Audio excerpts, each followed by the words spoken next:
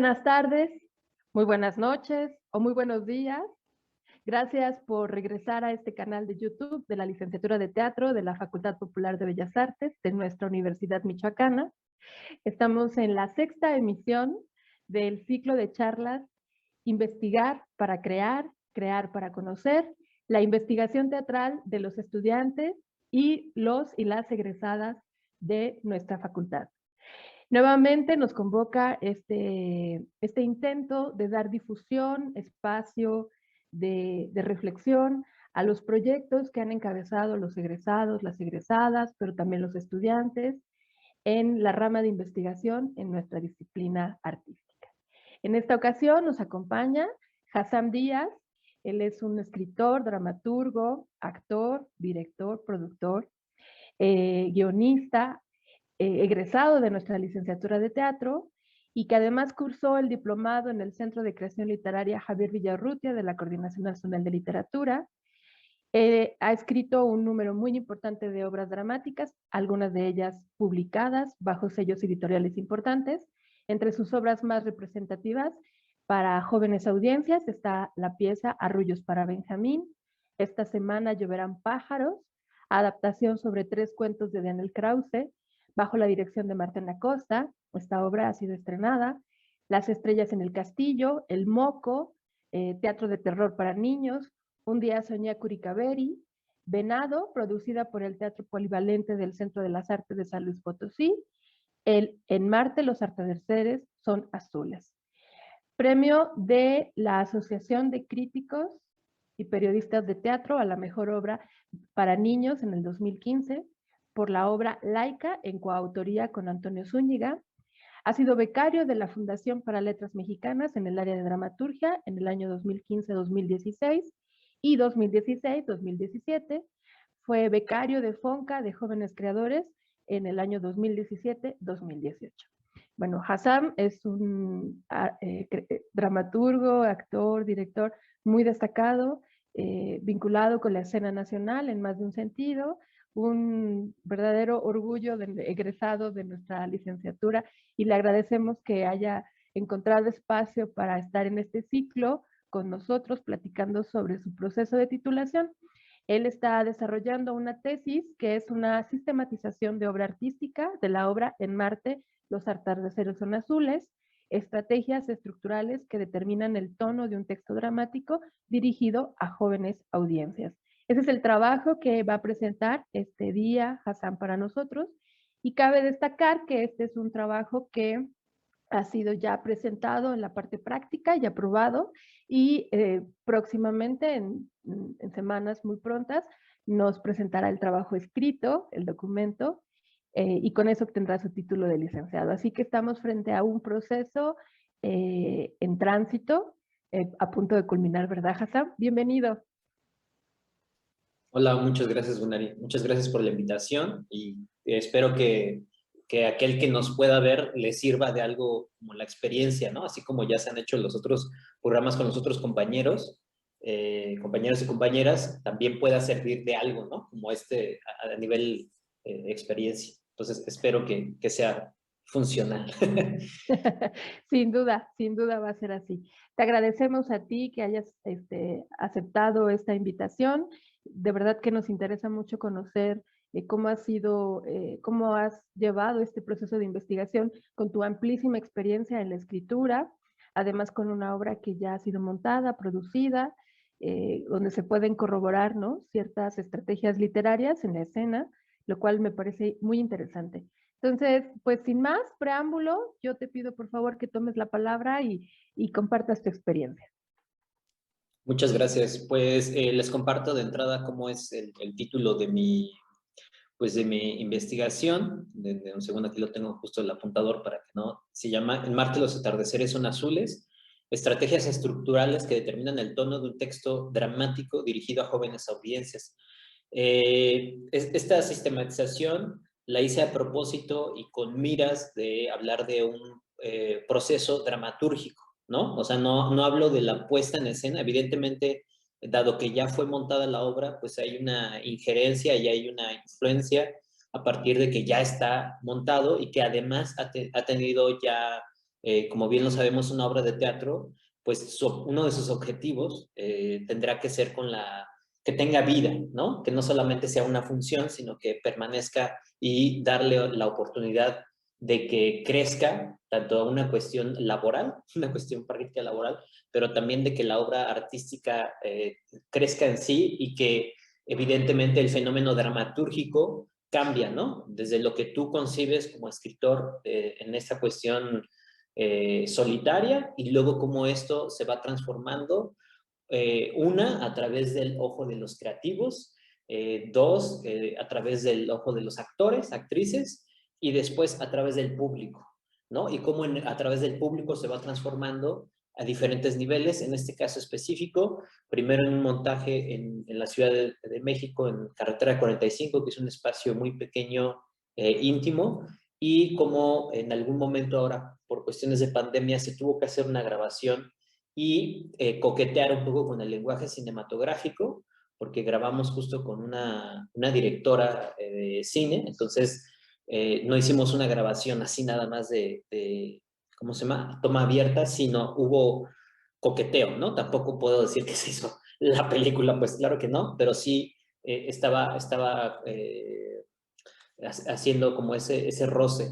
Y ahora que está en temporada en Ciudad de México en el Teatro Benito Juárez, pues cambia, porque además de todo, dos actrices ya no pudieron estar en la obra, entran dos actrices más, entonces tienes que adecuar, ¿no? El texto dramático, estoy hablando nada más del texto dramatúrgico, ahí entró un ruido, están en construcción. A ver. No te preocupes, te escuchamos bien. Ok, bueno, ya lo tenía ahí como medio medido, pero bueno.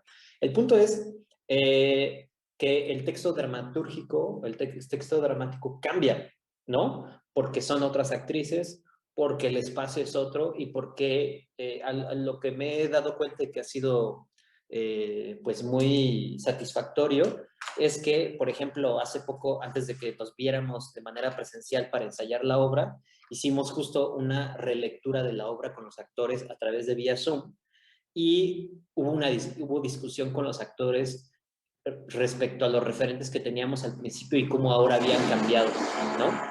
Entonces, ahí sigue habiendo ruido, no sé qué hacemos. Ahí sigo, ok.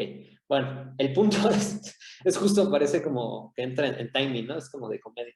Entonces, hay variaciones en el texto y entonces, de hecho, el texto dramático tuve que trabajarlo para ponerlo dentro de mi documento de titulación. Tuve que trabajarlo en mi documento que yo había hecho escrito, ¿no? Que yo tenía como en un principio pensado, yo escritor, en mi computadora, y luego verificarlo a través de los videos con los actores. Entonces,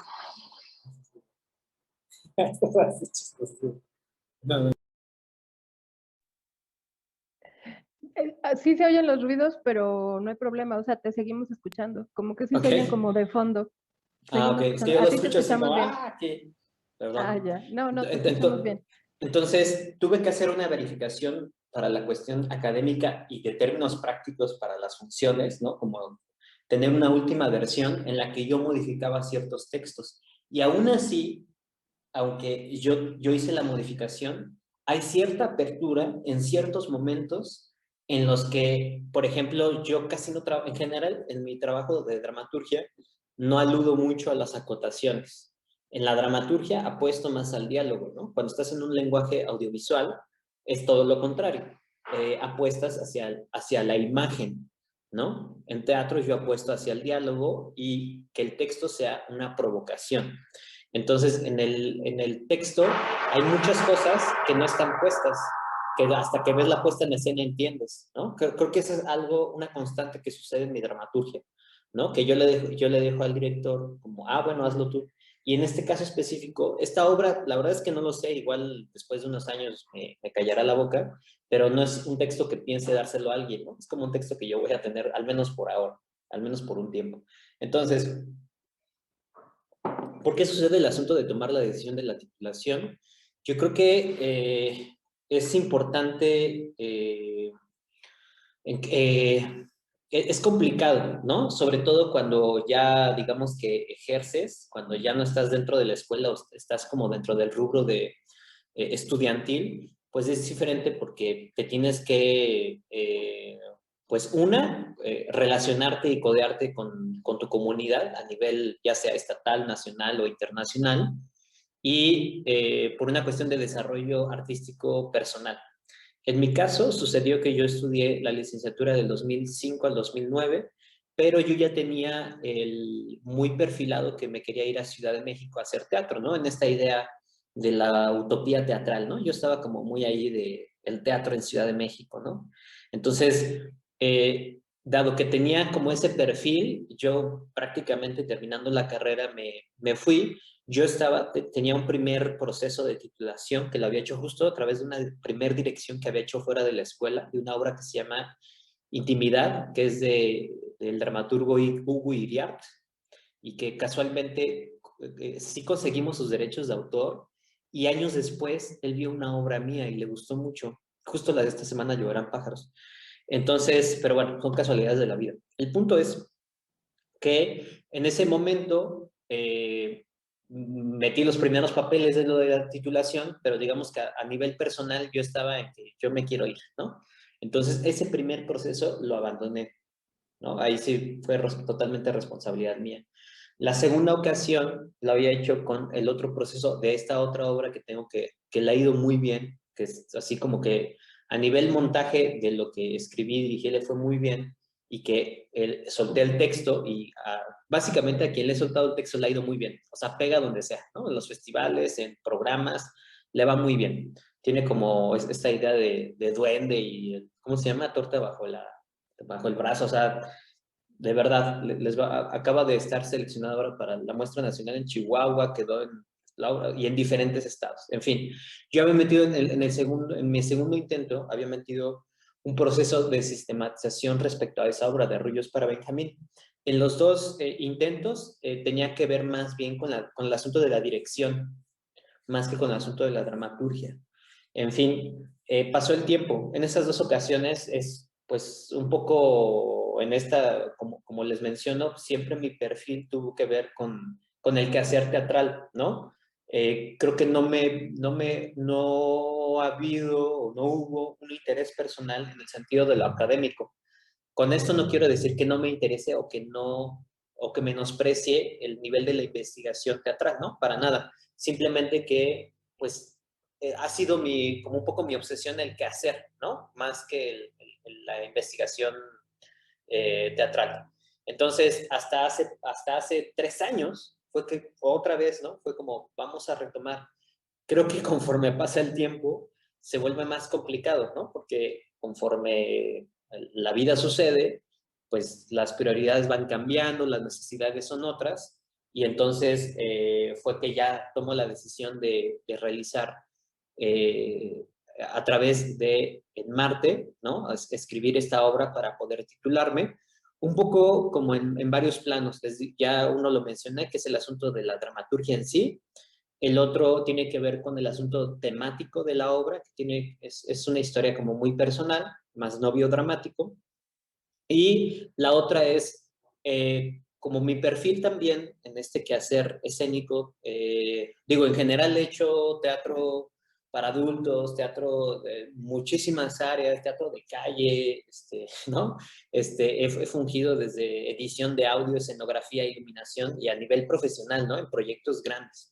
Siempre he jugado como de varias posiciones, pero creo que una de las constantes en los últimos años tiene que ver con el asunto de teatro para jóvenes audiencias. Entonces, y yo creo que así como, justo como Unari, creo que ahí podemos estar de acuerdo, como esta primer incidencia con Perla Schumacher, ¿no? Que fue así como el primer gran golpe de vida respecto a un hacer teatro de manera diferente a como nos habían enseñado. Entonces, en esa ocasión, por ejemplo, ahí con Gunari, que fungía como directora y que Perla fue la asesora, ahí yo estaba como actor, ¿no? Pero después, durante los años, fui probando también como director, e incluso de escenógrafo, diseño de audio, como les había mencionado, y después pasó como mucho tiempo para yo reconocerme en la dramaturgia específicamente para jóvenes audiencias. Entonces, tenía como material, ¿no? Que desde antes de que empezara el proceso de sistematización, yo ya tenía material seleccionado porque también he dado talleres de dramaturgia para jóvenes audiencias. Entonces he recopilado material que tiene que ver con la literatura, le llaman un poco literatura juvenil, pero ya también ya le están cambiando el nombre y ya le están llamando también literatura para lectores jóvenes, una cosa así ya está cambiando, igual que ya no es teatro infantil, sino es teatro para jóvenes audiencias, que sí, dentro del rango es muy grande ya, ¿no? El teatro para jóvenes audiencias es desde, o sea, un bebé, las primeras etapas, ahorita no recuerdo el nombre específico, pero luego ya estamos hablando de primera infancia, segunda infancia, adolescencia y hacia los jóvenes, ¿no? Estamos hablando casi de un tramo de hasta los 29 años, o sea, ya el asunto de jóvenes adolescentes es muy amplio el espectro del que estamos hablando. Del que más me he desarrollado a nivel dramatúrgico tiene que ver con primaria baja, primaria alta y adolescencia. Estamos hablando de más o menos lo que vendría dentro del segmento primaria, secundaria, preparatoria. Más o menos es como hacia donde yo he trabajado más, ¿no? Entonces, es por eso, ¿no? Que decido este asunto de la sistematización. Entonces, como un pretexto, mi asesora es la doctora Claudia Fragoso Susunaga, que curiosamente fue mi primer maestra de teatro cuando tuve mi primer vínculo teatral, que fue en el CEDAR. Entonces, es curioso como que lleve este proceso de este cierre con alguien que fue como mi primer maestra, ahora es como el cierre de la titulación con ella. Entonces, lo que a mí me interesaba era, que está puesto ya en el documento, primero es hablar de un contexto y por qué en México, a nivel general, tampoco es que tenga así todo un nivel de desarrollo, o sea, porque la cuestión de la investigación, justo a partir de esto que lo he estado escribiendo, pues me doy cuenta que necesitas mucho tiempo, ¿no? Necesitas de verdad y hay muchísimo material. Yo al principio, cuando empecé la investigación respecto al contexto de por qué hay en México hay como un campo tan fértil para la dramaturgia para jóvenes audiencias, ¿no? Como que parece obvio. Y luego como que a bote pronto decía, es que no hay mucho material. Y conforme fui escarbando en distintos, pues, bibliografías, me di cuenta que en realidad sí había mucho material, solo que siento que está como desperdigado, ¿no? Que más bien hay que recopilarlo, está como una cosa por aquí, otra cosa por allá, algunos autores pues evidentemente se contradicen, ¿no? Otros se apoyan, en fin. Entonces, a mí lo que me gustó es que dentro del, por ejemplo, hay un libro de Hugo Salcedo, yo no sabía que, yo conocía a Hugo Salcedo por estas obras, ¿no? Del Viaje de los Cantores, ¿no? Es como que hay un premio en la, sé que es catedrático en la UAM, y tiene un libro justo de los textos de dramaturgia como de 100 años, que hace una investigación, que él hace su doctorado, y entonces ahí descubro que los antecedentes de la dramaturgia en jóvenes audiencias son remotos, ¿no? Incluso habla, digo, ya depende del perfil.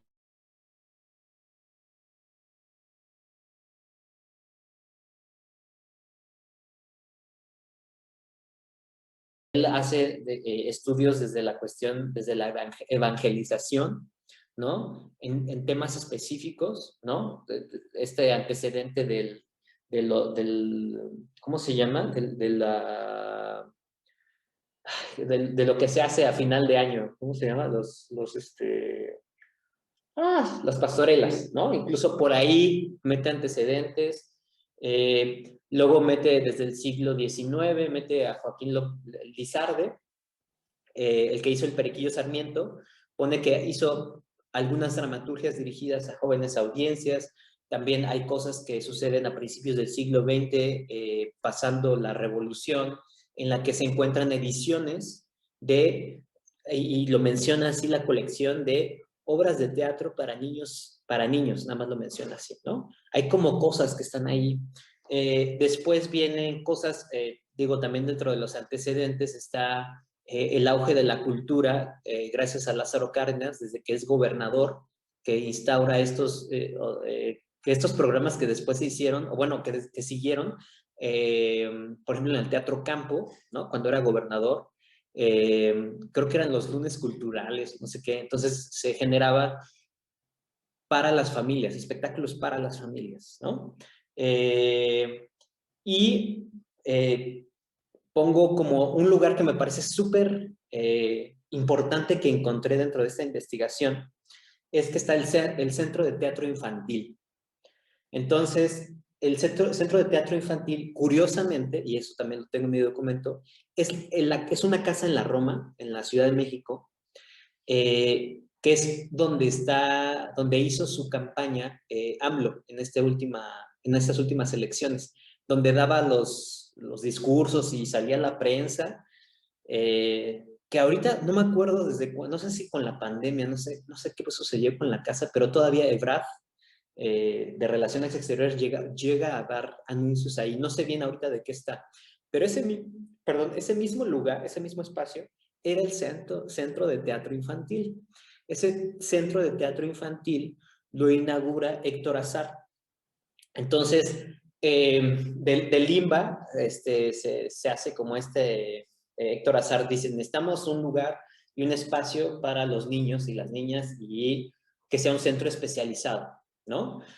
Curiosamente, de ahí, durante algunos años, la directora de ese centro fue la mamá de Juan Villoro.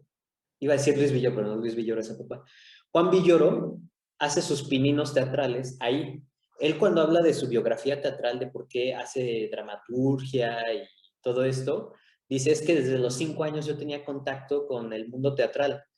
Y entonces en este espacio es muy loco porque esto sucede comienza en los 60s y se cierra en los 80s. O sea, es un espacio que duró 30 y tantos años, del que se sabe muy poco, en realidad hay como 3, 4 notas, y creo que jaló porque justo Villoro le hicieron una entrevista específicamente por eso. Entonces, era un espacio que era para talleres para niños, desde el asunto de construcción de títeres, hacían obras para los niños, y había actores adultos que hacían obras, o sea, era un centro experimental, o sea, está loquísimo, y que además estaba subvencionado por el Estado.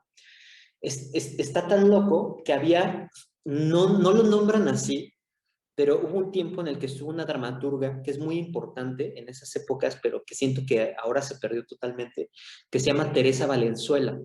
Ella tiene una obra dramatúrgica muy grande y ella escribía para los niños que estaban en los talleres del Centro de Teatro Infantil.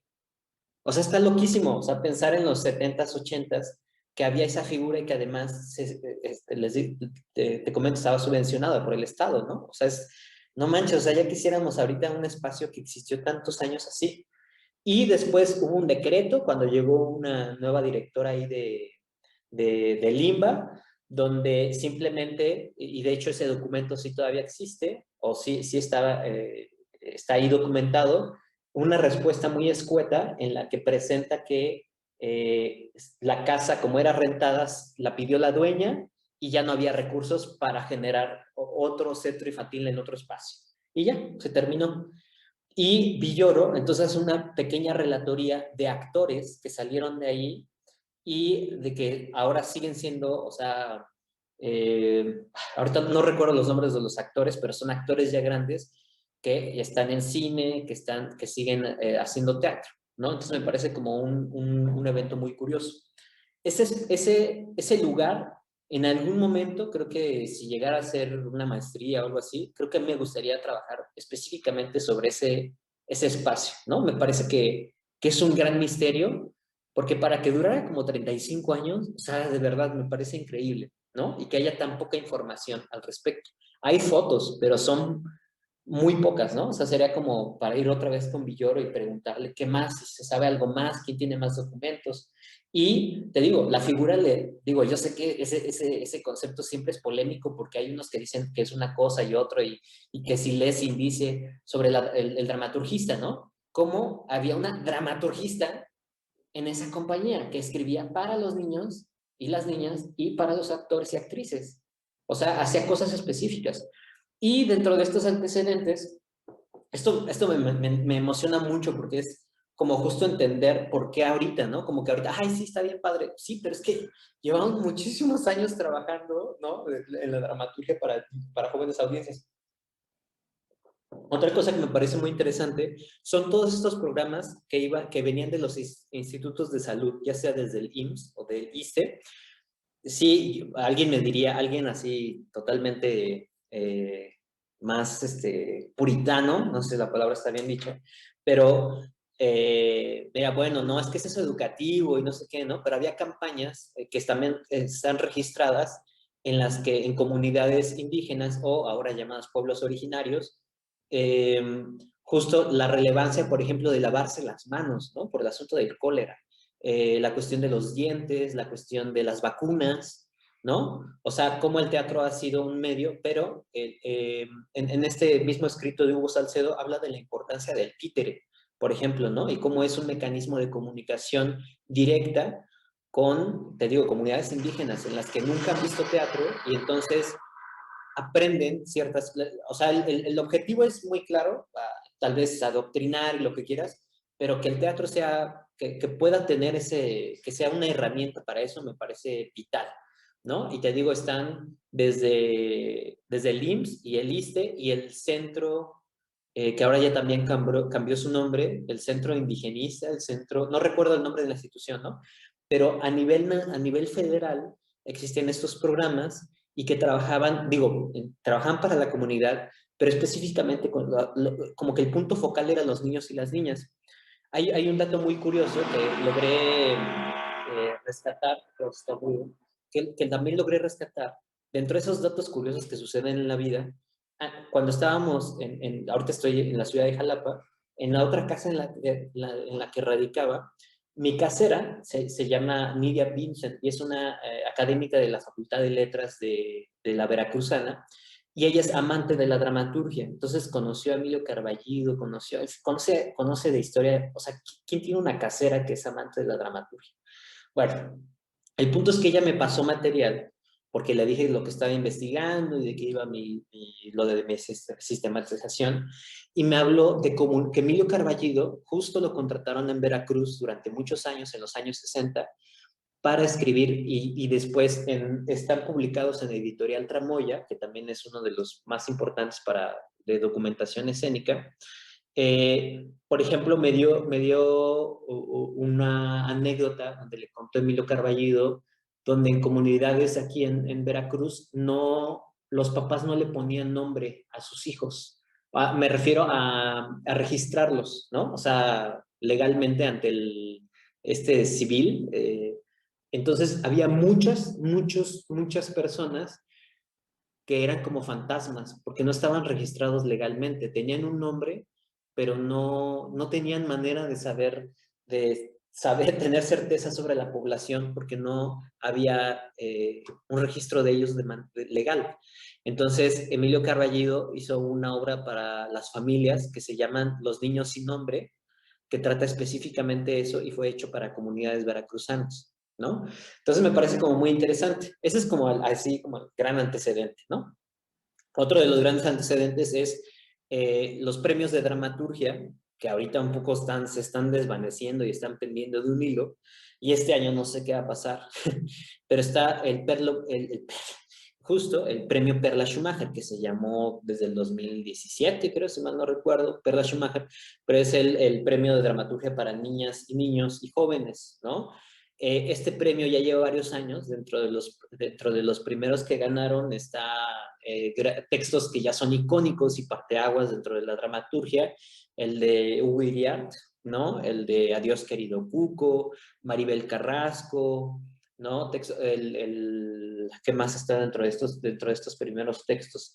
En fin, la gama dentro del asunto digo, siempre los premios tienen como un asterisco en el sentido que un premio no necesariamente puede ser la mejor obra, o sí, o puede aludir a un golpe de suerte, ¿no? O sea, un premio, sí y no, pero un premio, yo recuerdo mucho un maestro de poesía que decía que a través de los premios y las antologías te podías guiar, ¿no?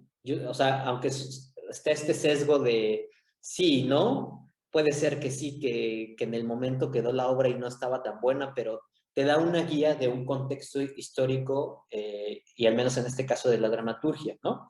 Entonces, a mí me interesa mucho este premio porque tú puedes ir viendo año con año el perfil de lo que se está escribiendo. Incluso Luis Enrique Legón, Luis Enrique Gutiérrez Ortiz Monasterio, lo tengo que decir completo porque si no el maestro dice, dilo todo aunque te canses.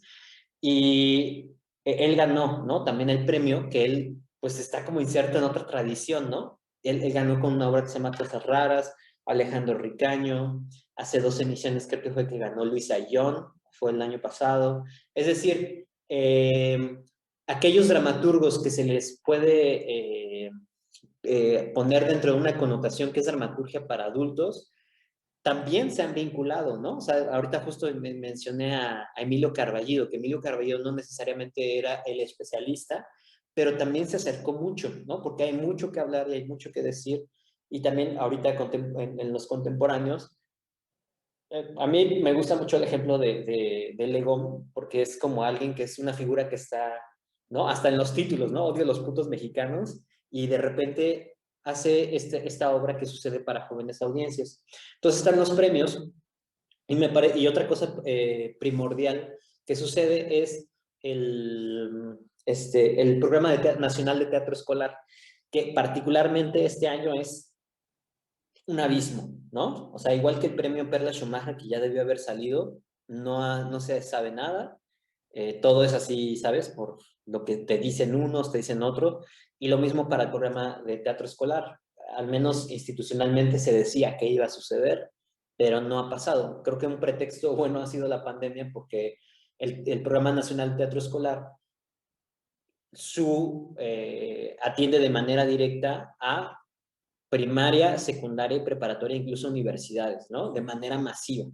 Entonces, dado que en la pandemia lo que se cortó fue el vínculo presencial, pues no ha podido suceder teatro escolar, ¿no? Entonces, no sabemos. Yo espero que alguien calle mi boca dentro del próximo año y suceda teatro escolar, pero ahí es un gran germen de la posibilidad de la dramaturgia. ¿Por qué? Hay como una cuestión, sí de la poética, sí de la voz de los autores, pero también hay una cuestión muy práctica y que creo que es también, que está bien, que tiene que ver con el pago de derechos de autor. Es decir, o sea, lo podemos dar por hecho, pero en realidad no todas las convocatorias consideran a los autores, o no tienen ese carácter de importancia al nivel que el director o que el escenógrafo o que el mismo actor, ¿no? El dramaturgo a veces puede ser un ser ahí medio extraño que está puesto en la orilla. Pero bueno, entonces, dentro del Programa Nacional de Teatro Escolar está considerado el rubro dentro de la nómina. Entonces, si tú en algún momento en el año, y eso lo tengo ahí el documento también, en el año del 2016, el Programa Nacional de Teatro Escolar es el primer año que se vuelve nacional, en el sentido que se dan 32 producciones, ¿no?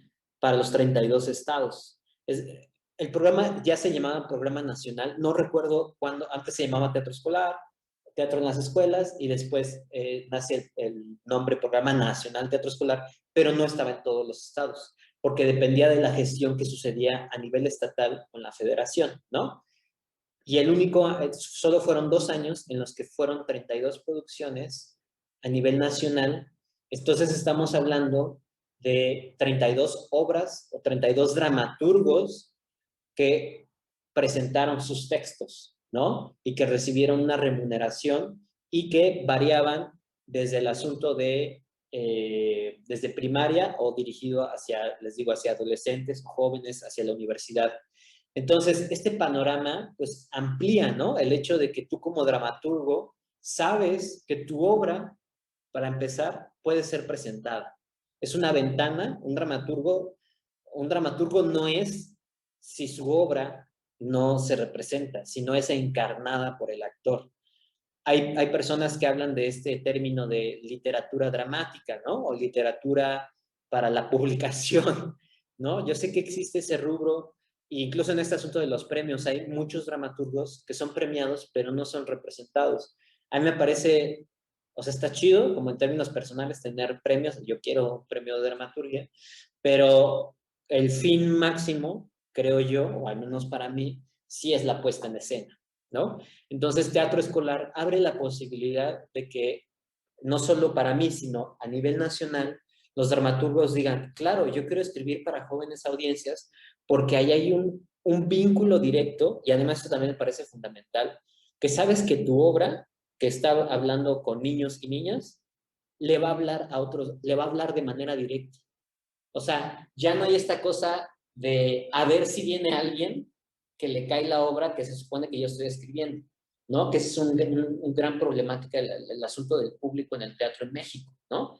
Este programa habla de lo específico de alguien a quien se está dirigiendo y al que tú estás llegando. Entonces, lo que tú estás haciendo como dramaturgo es verificable porque además la posibilidad, al final se redujo muchísimo, el programa estaba pensado para 100 funciones, al final terminó siendo 40 funciones por muchas cuestiones técnicas y entre que si los funcionarios pensaron que, bueno, en fin. El punto es que aunque sean 40 funciones, tú como dramaturgo que tengas la posibilidad de ver tu montaje en el teatro y puedas ver cómo reacciona tu espectador, te hace de un callo impresionante, porque entonces dices, sí, sí les interesa, no les interesa, qué funciona, qué no funciona, dónde se lo estás dando todo así en la boca, dónde lo estás trabajando, ¿sabes? Porque ese también es uno de los dilemas, y que lo pongo ahí en el documento, de los dilemas del dramaturgo respecto a jóvenes audiencias. ¿Cómo escribes sin que tú seas este concepto que está muy en boga, que es el adultcentrismo, ¿no? Entonces, ¿cómo tú, como adulto, no quieres imponer una idea, sino realmente eres un mediador dentro de lo que el espectador quiere y tu poética? Y no, es ahí un dilema muy grande y se hace una paradoja que lo menciona después Susan Lebeau en su libro, que ahorita voy a mencionar también, que es importantísimo, la figura de Susan Lebeau dentro de la dramaturgia para jóvenes audiencias. Entonces, si te fijas, o sea, el panorama del antecedente de la dramaturgia en México realmente es riquísimo, ¿no? O sea, realmente es, para donde lo quieras ver, hay como muchísimo de dónde ver y de dónde cortar. Y ya digo, solo está hablando de la dramaturgia, podrías hablar de dirección, podrías hablar de producción. Luego pongo como dos figuras importantes también dentro de estos antecedentes, que justo es Perla Schumacher y Susan Lebeau, al menos a nivel dramatúrgico. Perla justo tenía este binomio de escribir y dirigir, y ella tenía este concepto de la creación a través del juego, ¿no? Que también otros escritores, como por ejemplo, a mí me parece también muy importante Antonio Malpica, que es hermano de Javier Malpica. Antonio Malpica usa el concepto de Galofreo. El concepto de Galofreo lo saca de si mal no recuerdo, no sé si es de Alicia en el País de las Maravillas o de un poema de Lewis Carroll, donde empieza a jugar con las palabras, que es un símil a lo que hace Cortázar con el gíglico, ¿no? Que empieza a jugar el noema, ella abrazaba el noema, bueno, todas estas palabras que empieza a jugar y que aunque no existen, tú entiendes lo que está diciendo, está haciendo un juego con las palabras. Entonces, Antonio Malpica rescata como esta palabra del galofreo y dice, para escribir tú tienes que galofrar. Habla de un estado de gracia para la escritura. Esa es una manera de escribir. Entonces, y creo que Perla, sin que, no sé si algún momento se conocieron o tenían ahí como muy consciente, pero es algo que Perla manejaba dentro de sus montajes y estaba permeado dentro de su escritura. Entonces, Perla tenía como les digo, el binomio dramaturgia-dirección, y que además también trabajaba a partir de adaptaciones, ¿no? Entonces, ella estuvo haciendo reminiscencia al asunto de teatro escolar dentro de estas capacitaciones que realizaron durante muchos años, y entonces, pues, la idea o sus concepciones respecto a lo que tenía que ser el teatro para jóvenes audiencias, pues se difundió a nivel nacional, y eso también me parece fundamental, ¿no? Cómo tuvo impacto en diferentes creadores en todo el país. De igual manera, uno de los puntos, y es curioso porque estas dos que menciono, pues en realidad Perla viene de Argentina, ¿no? Viene exiliada después de la dictadura, Y Susan Lebeau, que es canadiense de Quebec, que tiene su compañía en Carrousel, junto con su marido. El acercamiento de Susan Lebeau a México no tiene que ver con un exilio, sino como con un acercamiento, creo que sucedió creo que a partir de Amaranta Leiva, estas personas que trabajan en la titería allá en Coyoacán. Entonces, Susan pues viene a traer también como abre una ventana muy fuerte que tiene que ver con la cuestión de las temáticas, ¿no? En el que plantea que el asunto de las jóvenes audiencias no tiene que ver con qué le puedes decir y qué no. Ella dice, se le puede hablar de todo, pero ¿para qué, por qué y cómo? Plantea como preguntas fundamentales. Dentro de la dramaturgia para jóvenes audiencias, supongo, esto lo digo a una cuestión hipotética, en español, al menos no existen libros sobre dramaturgia para jóvenes audiencias. Existen en general para jóvenes audiencias, espectáculos, existe mucho material. Por ejemplo, en Paso de Gato hubo un número específico en el que habla sobre jóvenes audiencias, pero no hay un libro especializado para eso. Supongo, eso te digo, lo supongo, debe de haber, no sé si en francés, algún otro que sea especializado. Entonces, esto es recién.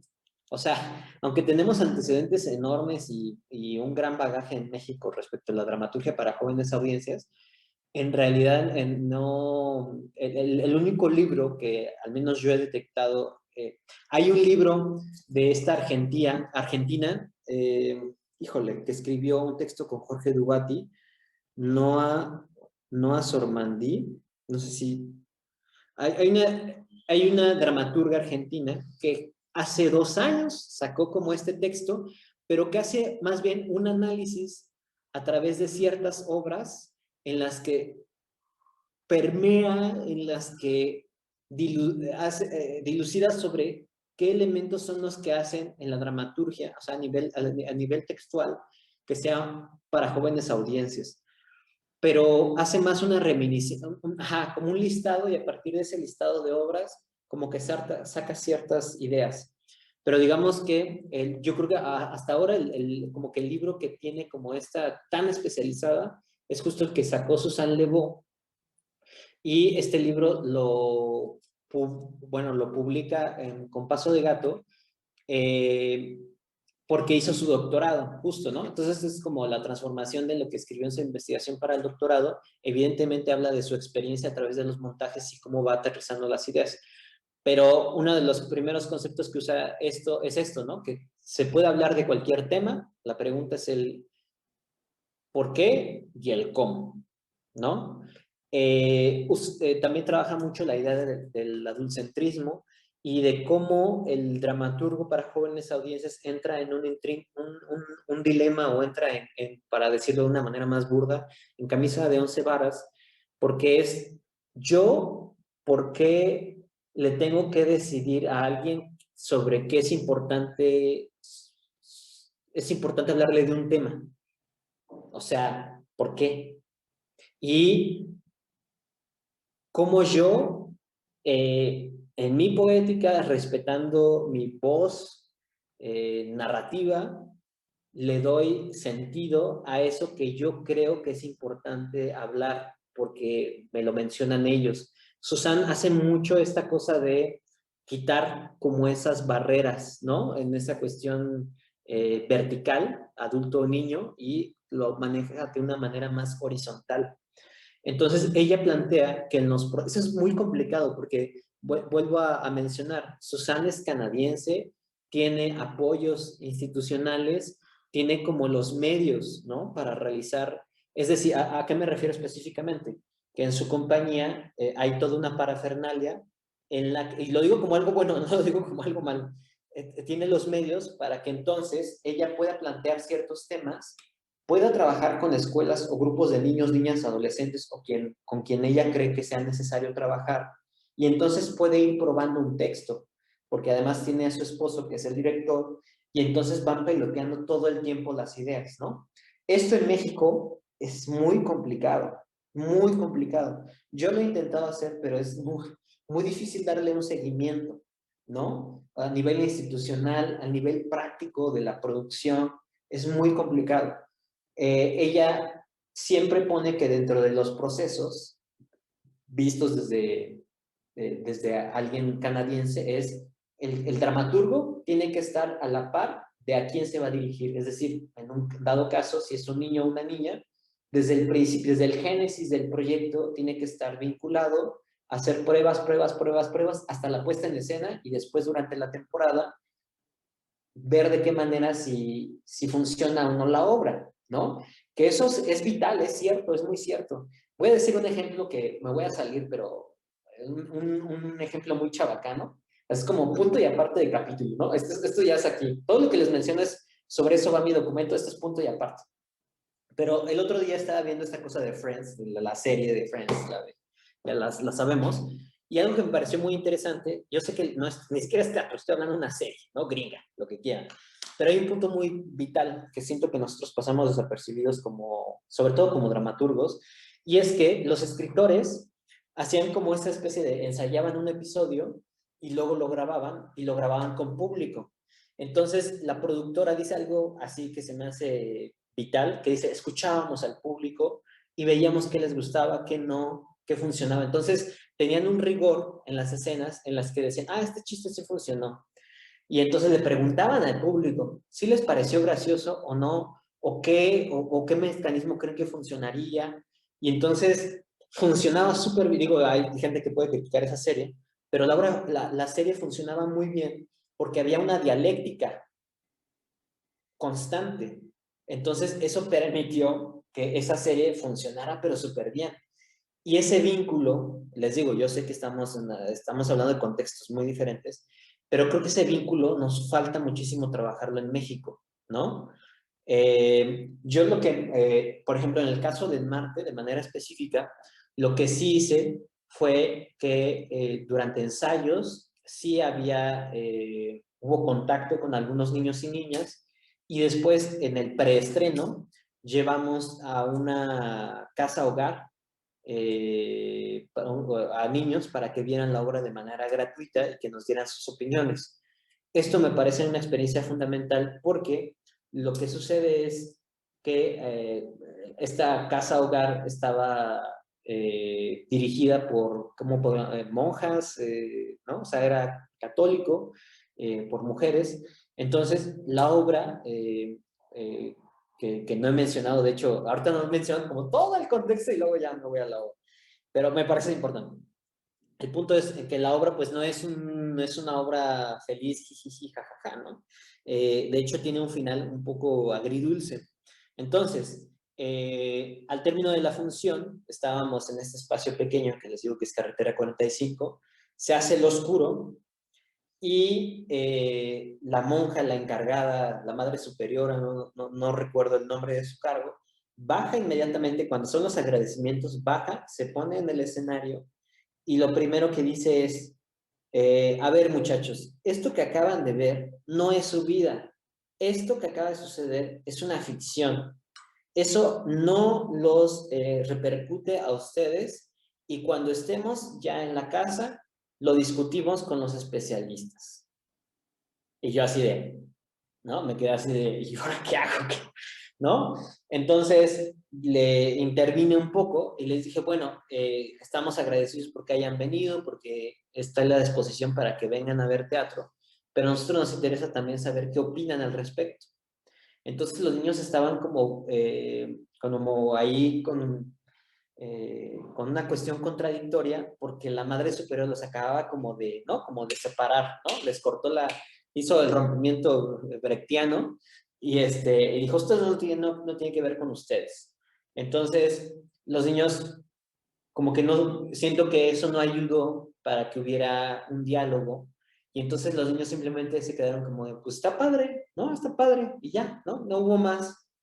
Y la madre superiora los levantó y se fueron, órale, vamos al camión. Y entonces, después de una semana, nos enteramos por medio de quien había hecho el contacto con la casa hogar, que a los niños les había gustado muchísimo la obra y que se sentían, digamos, como son casos muy específicos, ¿no? Los que están en casa hogar, pero en general había una cierta identificación. Lamentablemente no pudimos tener como más comunicación con ellos, pero tener como estos ecos respecto a, mira, como que sí les resonó la historia, ¿no? No les pareció tan lejana, al menos. Entonces, tuve como la posibilidad de eso, y más bien esta cuestión del prueba y error con el público, lo he tenido que desarrollar a través de las funciones, ¿no? Por ejemplo, en la Muestra Nacional de Teatro nos presentamos en Colima. Entonces, institucionalmente nos pusieron en un teatro enorme, que es un teatro cine, para 500 espectadores. La obra había sido trabajada, pero, o sea, carretera, cabían por mucho 40 personas. Entonces, de repente nos ponen ante un teatro de 500 personas. Entonces, a la institución le interesó que hubiera más gente, que, o sea, ellos lo dijeron, lo dijo un funcionario muy claro. A mí me conviene que tu obra vengan 500 de personas de secundaria y primaria y decir yo ¿no? Que se atascó de niños, pero no me importa la calidad de la obra, ¿no? Bueno, no lo dijo así, pues, pero a lo que él hacía acento es como, yo lo que voy a decir es que metí a 500. Eso es lo importante, son números, la tecnocracia, ¿no?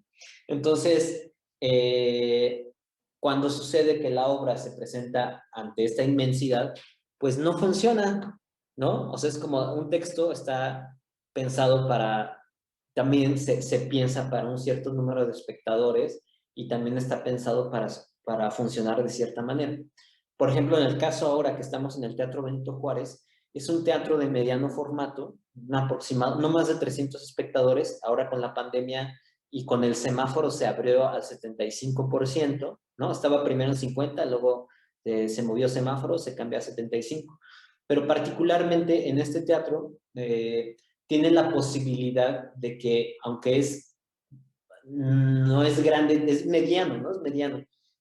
Si lo pensáramos un poco como digo, más o menos tienen parecido a la sala Silvestre Revueltas, ¿no? En su formato. El Benito Juárez es más grande. Pero lo que tiene estos espacios es que, aunque caben muchas personas, todavía hay una sensación de intimidad, ¿no? Respecto a la escena. Entonces, el texto dramatúrgico sí tiene un peso, ¿no? Porque es muy diferente, y eso hay que tenerlo como muy consciente en la dramaturgia, es que si hay textos en los que tú necesitas echar labia y decir varias palabras, y necesitas una escena de 10 minutos donde hablen y hasta, y que el actor no esté preocupado porque se escuche, porque no. Por ejemplo, es muy diferente lo que tú puedes generar en un teatro como el Julio Castillo de la Ciudad de México, que es para más de 900 personas.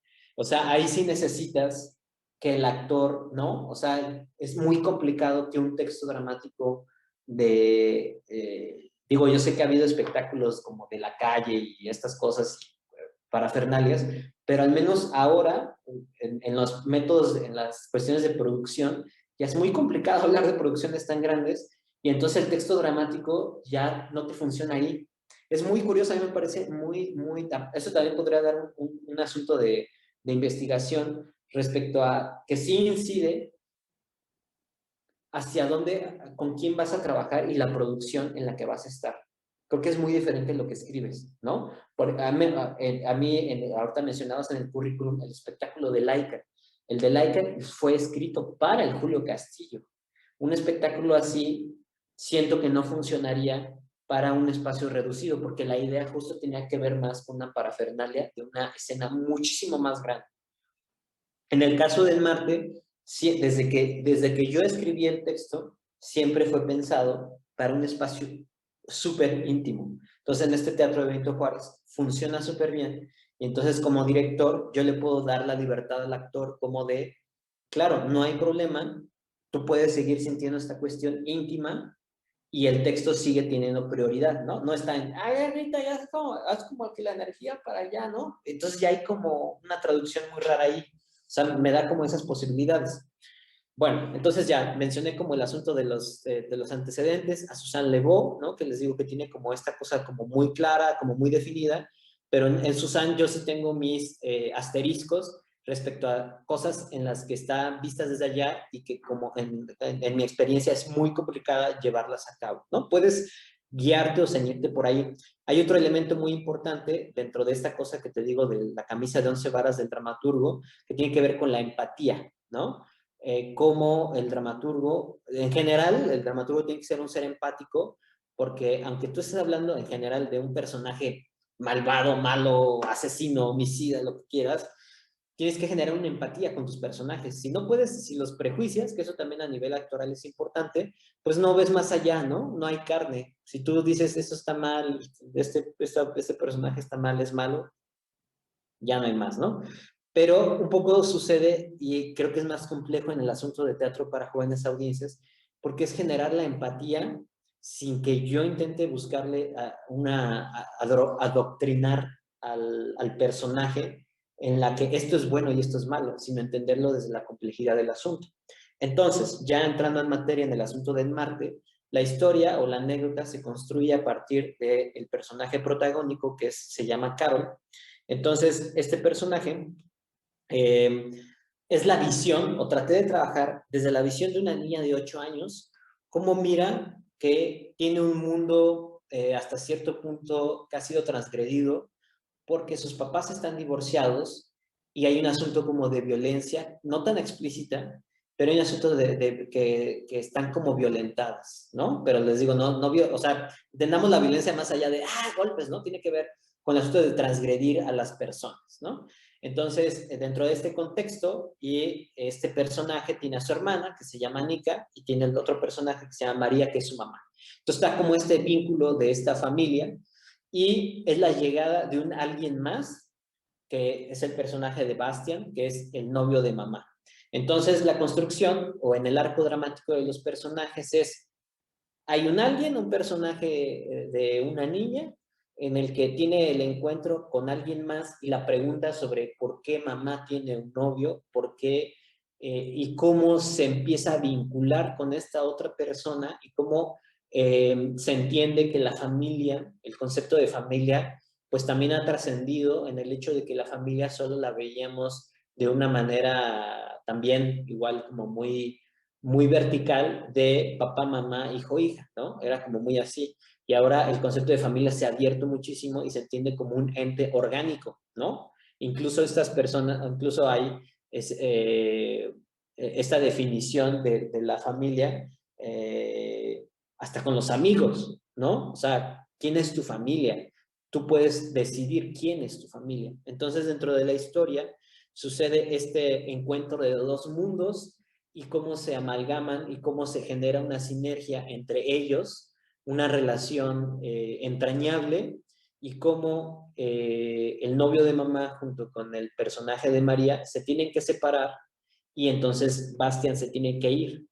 Y entonces para el personaje de Carol, que todo el tiempo está relatando lo que está viendo y cómo se va sintiendo al respecto y trata de entender el mundo, entonces al final digamos que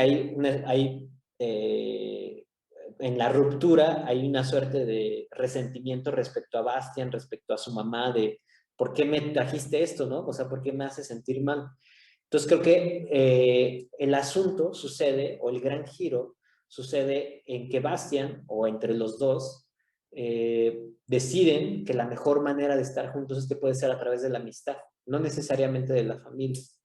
Entonces, uno de la premisa a seguir que está dentro de la obra y está enunciada en un diálogo es nunca, nunca dejes de amar porque siempre valdrá la pena.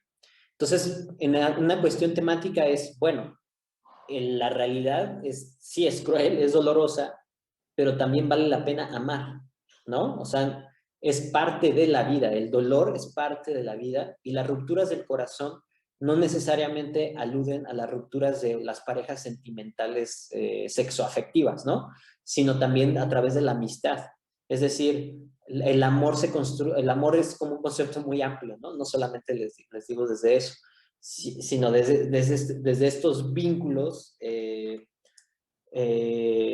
se pueden trabajar a través de la amistad. Entonces, desde que yo escribí la obra, yo tenía muy clara esa premisa, ¿no? O sea, podrá estar jodido el mundo, pero vale la pena amar, ¿no? Pase lo que pase, aunque te rompan el corazón, aunque suceda la muerte, o sea, el amor es como una cuestión vital, o al menos así lo asimilo desde mi realidad.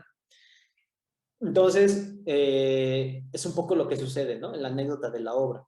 Ahora, lo complicado es cómo al escribir esta dramaturgia yo puedo demostrar que sí puede vincularse o cómo puede adoptarse dentro de la tradición de las jóvenes audiencias. Una de las características en las que yo postulo, en las que yo puedo decir, bueno, no todo es cuadrado, pero si tú me dices, a ver, dime ciertos rasgos, ¿no? ¿En qué lo podemos vincular? Uno tiene que ver con el asunto del personaje, que es justo la protagonista es una niña. Entonces, desde ahí hay una cuestión o una vinculación de empatía, justo, ¿no? Si un niño o una niña ven esta obra y ven que la protagonista es otra niña, pues hay una cosa de tú por tú, ¿no? O sea, me está hablando un otro desde mi perspectiva, no un adulto me está diciendo cómo lo tengo que ver. Pero vuelvo a lo mismo, ¿no? Es complicado porque yo hago esa apuesta y al final la actriz, pues por términos laborales, técnicos y todo, pues es una chica adulta, pues, ¿no? O sea, qué chido sería, sí, es muy complicado trabajar con niños actores, no porque no puedan o no sepan, sino porque hay una cuestión laboral muy específica y muy complicada, ¿no? Y más en estos tiempos, ¿no? Es como muy delicado. Tienes que tener como muchísimos permisos, justo acabo de trabajar una obra para adolescentes en Chihuahua y es un poco las sí y no, hasta dónde les puedes escribir y no, pero bueno, yo justo para así poder desarrollar la obra sin estos problemas técnicos, sí decido meter a una actriz adulta, ¿no? Que justo trabaja y crea este personaje de niña. Entonces, de estas características que hacen dentro de la cuestión que se inserta dentro de la dramaturgia de jóvenes audiencias es que sea un personaje que es una niña, el otro tiene que ver con los juegos, el elemento lúdico entre los personajes. En este caso, Carol tiene a su hermana, que es menor que ella, tiene 6 años, entonces todo el tiempo se establece que hay dentro de la hermandad, el vínculo es a través del juego. Todo el tiempo están jugando, ¿no? Todo el tiempo están aterrizando y están codificando su realidad a través del juego. Entonces creo que esto sería un elemento también fundamental para que yo diga, ah, sí, pues está inserto aquí y un punto primordial que uno de los ejes reactores de estos dos personajes son el juego, ¿no? Creo que ahí hay también a esta cosa de la identificación, creo que funciona muy bien. Y el otro es, en la cuestión temática, yo en un principio, cuando había, también debo de mencionar que esta obra fue como la más rápida que he escrito. En general yo escribo muy lento, soy un escritor que necesito como pensar mucho una idea y luego, ¡fum!, la puedo plasmar en el papel, ¿no? En este caso, esta obra, como alude a un momento de la dramaturgia de síntesis, ¿no? Entonces, este proceso que, como les mencionaba, no es un biodrama, aludo a la ficción, pero finalmente habla de una historia muy personal y como tengo todo ese proceso de síntesis, entonces escribo la obra en no más de 5 días, ¿no? Pero también como la escribí tan en corto tiempo, yo pensaba, este es un tema demasiado personal, ¿a quién le puede interesar? ¿No? Esa era como una de las cuestiones. Pero entonces, cuando yo observo el proceso de este texto, además, que ya mencioné antes, que es como desde la cuestión de los trabajos de los actores, antes de que sucediera ya el montaje, tuve una lectura, me invitaron a San Luis Potosí a dar un taller justo de dramaturgia de jóvenes audiencias y me dijeron, vamos a leer un texto tuyo y lo platicamos y lo analizamos, ¿no? Se llama Club de Lectura de Textos Dramáticos, no me acuerdo todo el nombre, pero bueno, es ahí, en el Instituto Potosino de Bellas Artes. Entonces yo dije, yo tengo ese texto, le voy a cambiar el título como para no vender, como para no llamar tanto la atención y quiero checarlo, ¿no? Quiero verificarlo, porque siempre el dramaturgo necesita ese proceso de que alguien más lo lea y sobre todo en voz alta. Entonces, estamos en la lectura Y yo estaba súper nervioso, ¿no? Yo estaba como en esta cuestión del dramaturgo que piensa que puede pasar lo peor y todo va a estar mal, ¿no? Que es como una afección que sucede todo el tiempo. Yo dije, no, esta obra no va a funcionar. Entonces, cuando sucede la lectura, pues todos se quedaron como, ¿qué onda, no? Así como que sacaron mucho de onda. Y cuando empiezan los comentarios, empieza a haber, o sea, una identificación que yo me sorprendí, ¿no? O sea, desde el caso, había un compañero que justo tomó el taller y me dijo, es que yo soy como este personaje protagónico de Carol. Dice, es que a mí me fue, yo era como Carol, yo vi cómo se divorciaron los papás y luego mi mamá tuvo un novio, entonces me empezó a relatar y eso fue muy chistoso porque dice, yo ya no me acordaba, pero cuando escuché tu obra, me empezaron a salir como todos los recuerdos, ¿no? Y justo él me mencionó que para él fue muy fuerte que una vez justo le presentó al novio en su casa y como que él no sabía qué hacer, se va arriba, ¿no? A su cuarto y entonces baja de nuevo a ver a su mamá y entonces dice que ve a su mamá dándose un beso con el novio, ¿no? Y dice, para mí se me cayó el mundo, ¿no? O sea, a partir de eso fue un parteaguas de mi infancia, el ver a mi mamá con otra pareja, ¿no?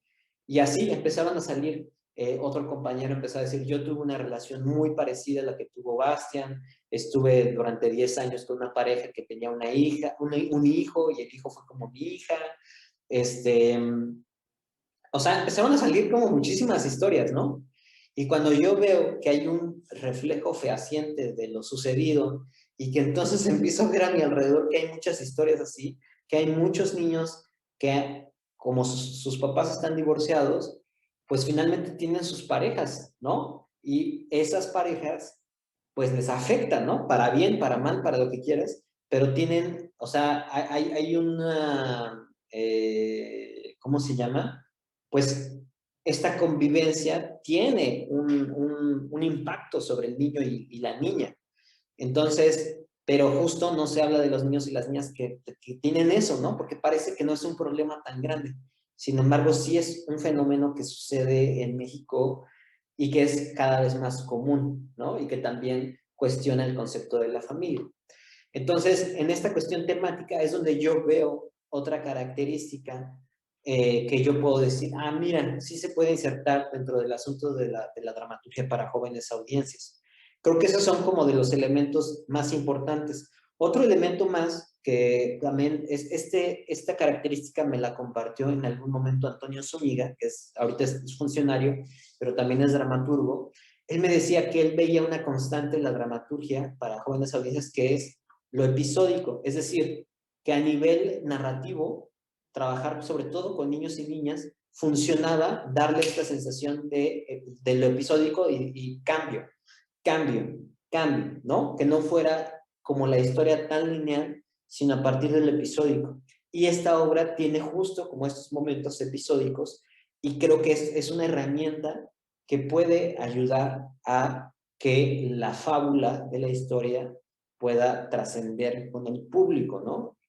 Pensaría en niños y niñas, pero pensaría también en los adultos, ¿no? Justo en las familias y cómo los cambia o cómo los verifica. Entonces, eso es un poco como el trabajo que realicé y cómo el texto, de una concepción, porque sucedió algo muy extraño, que dentro de la obra, dentro de esta ficción, el personaje de Bastian, que además es dramaturgo, por eso menciono que es como una obra muy, muy personal, eh, dentro de esa ficción, el dramaturgo está con una máquina de escribir y está trabajando un texto. Y es curioso porque el texto dramatúrgico de En Marte inicialmente lo escribí en una máquina de escribir. O sea, tengo los bocetos de cómo en algún momento dentro de estos, como que siempre en la escritura como que tienes tus procesos, ¿no? Ahora quiero escribir así boca arriba y voy a poner mis textos así, no sé qué, ¿no? Entonces yo entré como en una fase donde dije, quiero trabajar con el elemento máquina de escribir y quiero experimentar, ¿no? Con la máquina, porque la máquina de escribir es otro proceso. Escribir a mano es un proceso, escribir máquinas y escribir con la computadora es otra cosa. Son procesos a nivel neuronal muy distintos, ¿no? Sumamente distintos. Para empezar, la máquina de escribir, el error pues sucede de manera garrafal y si lo quieres en limpio, pues tienes que volver a escribir todo, aunque tengas esta para el Corex, no me acuerdo cómo se llama, para poder corregir los errores, pero además hay una cosa en la máquina de escribir que tiene que ver con el golpeteo.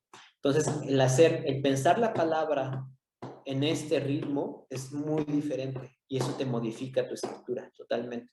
Y es algo que trabajo mucho en mis talleres también de dramaturgia, que tiene que ver con cómo conectas con tu escritura y a nivel de ritmo.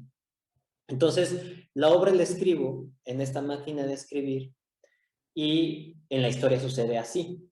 Y esto me parece interesante porque en algún momento cuando me hacen la crítica en la muestra nacional, me dice una chica, no recuerdo su nombre, pero es de Oaxaca, me decía, es que esto es un cliché de un dramaturgo que escribe una máquina de escribir. Y yo le decía, bueno, pues es que yo escribí la obra en máquina de escribir, o sea, soy un cliché, más bien yo soy el cliché, o sea, entiendo lo que me dices, pero pues así pasó, ¿no? O por ejemplo, ha venido como mucha crítica respecto a la obra y ahorita justo con tanto cambio que ha sucedido a nivel social, en la cuestión del patriarcado, el movimiento feminista. Entonces, como que hubo también ciertas críticas respecto a que tenía ciertos tintes del patriarcado, que por qué los personajes como son femeninos y cuando se va el personaje masculino, entonces por qué hay una ruptura, por qué no puede suceder que ellas estén bien sin que esté el varón. Hubo como muchas cosas que yo dije, bueno, pues, o sea, sí entiendo y creo que está bien poder tener esas lecturas, pero también a nivel dramatúrgico, o sea, lo pienso y digo, bueno, pues es que de eso se trata, justo de mostrar esa realidad que no está chida, ¿o no? O sea, o esto también había como ciertas críticas respecto al personaje de Carol, que me decían, es que es un personaje violento, es como una niña muy agresiva.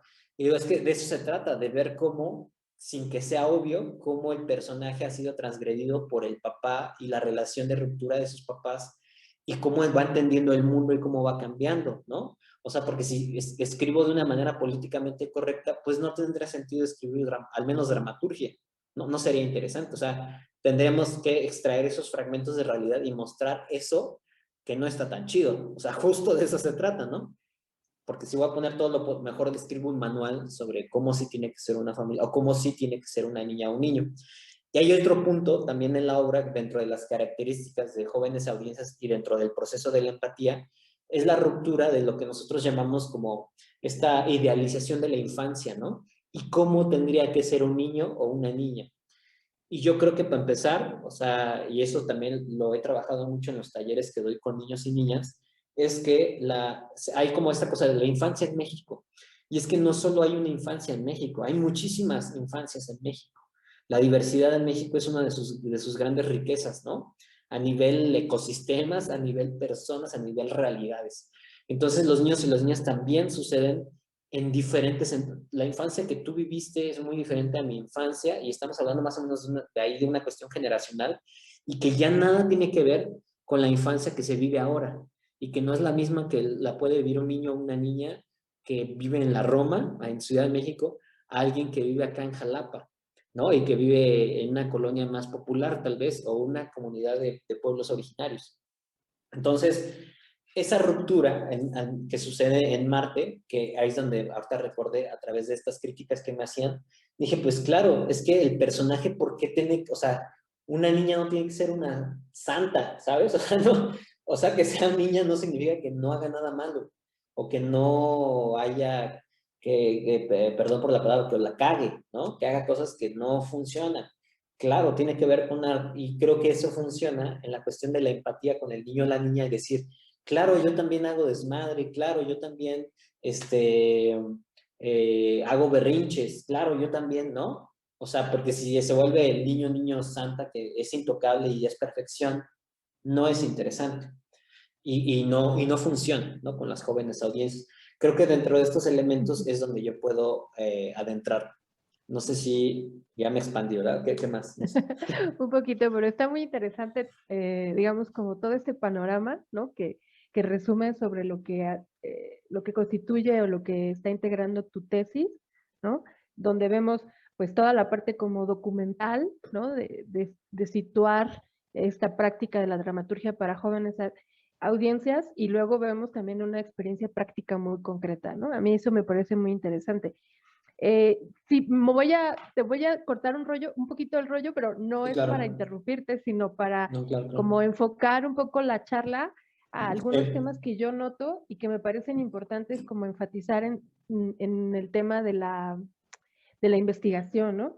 eh, Yo creo que toda esta primera parte que nos compartes de lo que fue para ti descubrir como estos hitos, estos momentos, estos proyectos, estos espacios en el cual la dramaturgia para jóvenes audiencias se fomenta, se desarrolla, se produce, ¿no? Esta historización que tú hiciste, luego hablar de los premios de teatro escolar, estos programas que están en vilo, sí es cierto, ¿no? En este momento y que perderlo sería un golpe fuerte, ¿no? Para la producción de teatro para jóvenes audiencias. Bueno, toda esa parte a mí me pareció muy interesante porque me recordó un poco a un elemento que cada vez se deja más de lado por el amplio volumen de información que tenemos, pero que también es interesante fomentarlo de cara a campos del saber o campos temáticos que están, como tú dices, desperdigados, ¿no? Que son esas tesis o, que no tienen como el afán de producir un conocimiento nuevo, ¿no? O de comprobar alguna práctica, alguna técnica, ¿no? O sea, y problematizar los resultados, sino son investigaciones que organizan un campo del saber, ¿no? Y esas investigaciones también como que se demerita su valor epistemológico, metodológico, ¿no? Pero sin embargo son importantísimas, ¿no? Porque como tú dices, mi impresión al inicio era que no había mucho material, ¿no? De dónde discutir o de dónde fundamentar o de dónde sustentar mi posición frente a la dramaturgia para jóvenes audiencias. Como fui penetrando en el campo, pues me di cuenta que hay un montón de cosas, e inclusive en nuestro país, ¿no? Que se remontan muy probablemente a la llegada de los Compañía de Jesús en la colonización y que empezaron con el teatro, ¿no? Escolar, entre mestizos e indígenas, hasta hace ratito, ¿no? Con el programa de teatro escolar. Pero que toda esa información está desperdigada y que no hay una bibliografía que la aglutine, ¿verdad? Y que la organice y que la ponga al alcance de quienes estamos investigando estos temas que nos interesan. Entonces yo pienso ahora, claro, hay investigaciones que su objetivo es organizar un campo del saber, ¿no? Es decir, crear un corpus que de alguna manera haga piso firme para todas las investigaciones que después intenten problematizar ese campo del saber, ¿no? Pero esa organización, que en tu caso me doy cuenta que la haces desde la perspectiva historiográfica, ¿no? Trabajando memoria, archivo, documentación, eso está bien, ¿no? Porque no solamente se trata de documentar, digamos, obra y autores, sino también programas, política pública, programas institucionales, centros, ¿no? De actividad teatral para jóvenes audiencias, ¿no? El legado de algunos dramaturgos, algunas dramaturgas, obras, ¿no? En general, pues me parece que tiene como una dimensión amplia.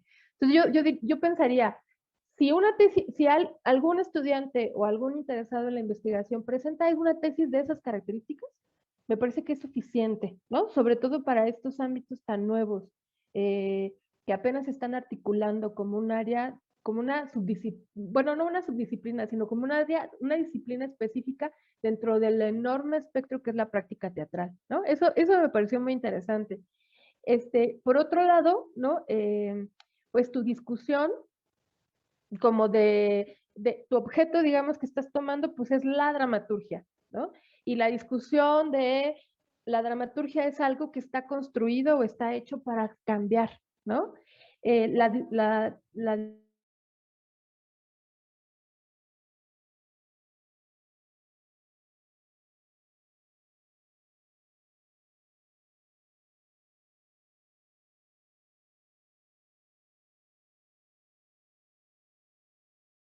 La dramaturgia para jóvenes audiencias, ¿no? Esta idea de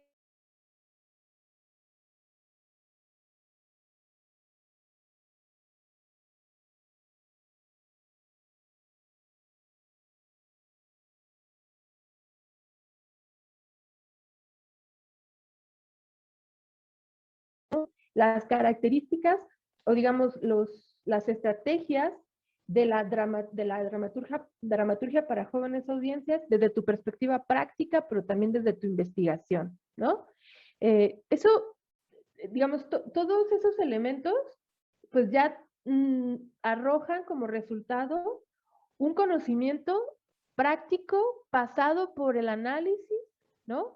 Entonces se convierte ya también en un saber teórico, ¿verdad? Transmisible, constatable, ¿no? En alguien, que en alguien más puede constatarlo y reproducirlo. Eso, pues ya completa una gran investigación, ¿no? O sea, yo creo que tu tesis tiene muchísimos valores porque es muy compleja, muy completa, es ambiciosa, pero cumple, ¿no? O sea, hay veces que nos pautamos a proyectos muy ambiciosos y nos quedamos a la mitad del camino, ¿no?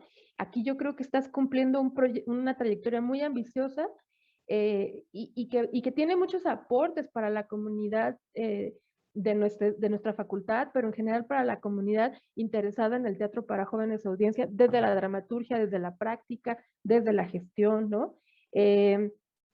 Porque hace el trabajo historiográfico, hace el trabajo situacionista del fenómeno y hace una apuesta metodológica cómo construir un texto, ¿no? A partir de una experiencia en concreto.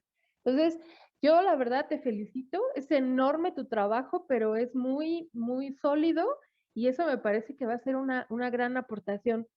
Y fíjate, eso me lleva a pensar en algo, una pregunta que me surgió muy al principio, es, tú decías, bueno, a mí no me interesaba obtener un título profesional de licenciado porque, pues porque yo no tenía interés en desarrollar una carrera académica, ¿no? Sino que a mí me interesaba el ajo, ¿no? Yo me quería a la Ciudad de México y trabajar intensamente como actor, como dramaturgo, como director.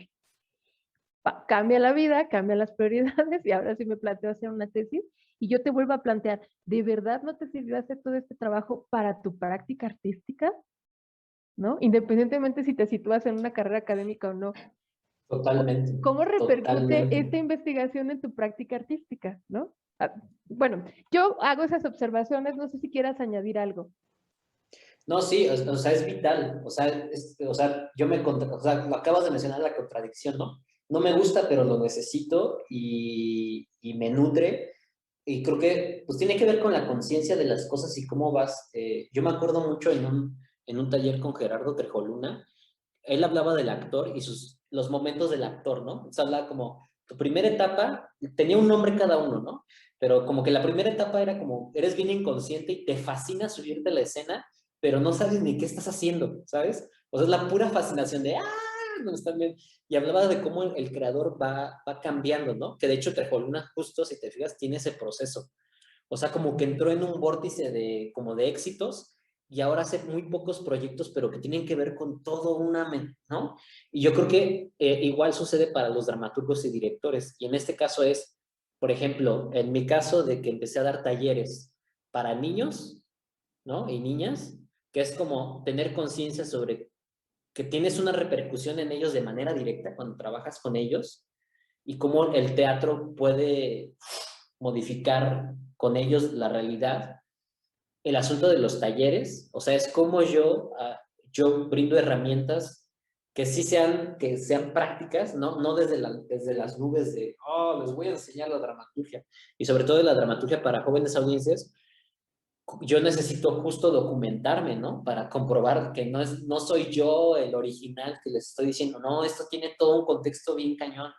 Y no hablé de todo el contexto de la literatura para jóvenes en México. O sea, a nivel internacional hay mucho, pero en México, de verdad, o sea, novelas, cuentos, novela gráfica, o sea, de verdad es un mundo. O sea, tenemos una riqueza impresionante de la literatura, ¿no?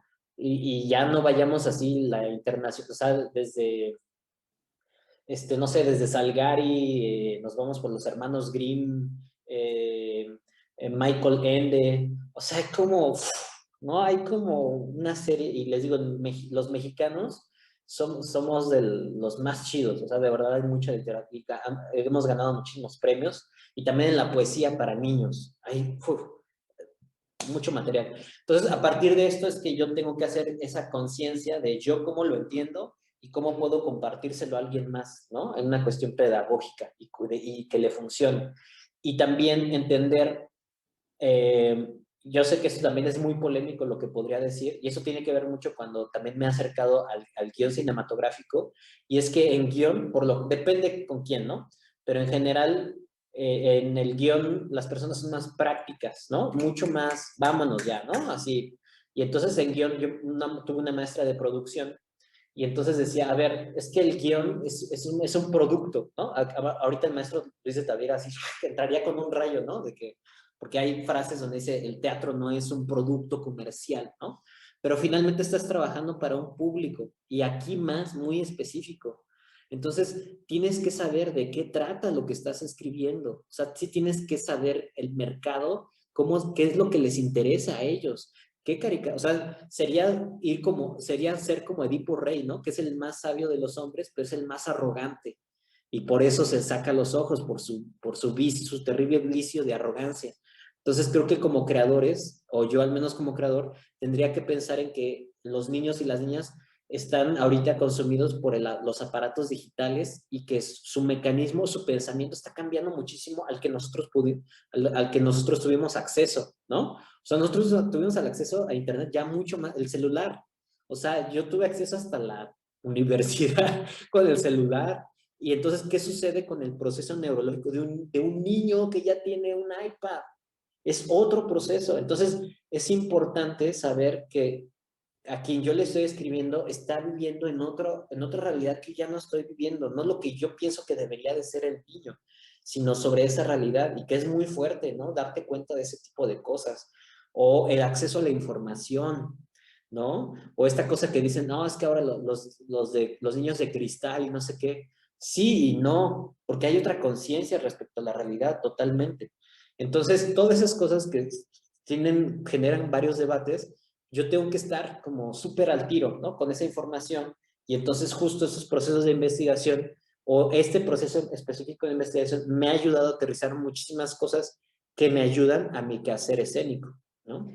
Fíjate, eso me parece ahora sí que crítico, ¿no? Para la discusión, porque a mí yo misma lo viví así, ¿no? O sea, cuando yo salí de la licenciatura también salí como creo todos, con la intención muy firme de titularme y conforme entré al ajo de la vida artística, teatral, ¿no? Y la vida misma, pues fui abandonando 1, 2, 3 intentos de hacer una tesis y el asunto es que, bueno, pues a diferencia, ¿no? De otras áreas del conocimiento, pues no necesitas una cédula profesional para ejercer como actor, actriz, director, ¿no?